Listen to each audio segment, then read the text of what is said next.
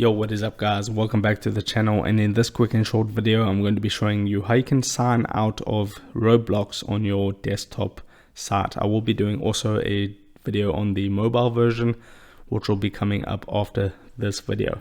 So once you're on the main Roblox page, roblox.com/home, and you want to sign out of your account, make sure you've closed out the game launcher so you're not currently playing any games, or it could give some errors.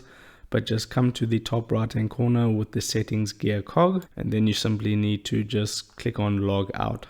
But before you click log out, make sure you have your username and your password saved somewhere so you can quickly get back into your account later when you want to log back in.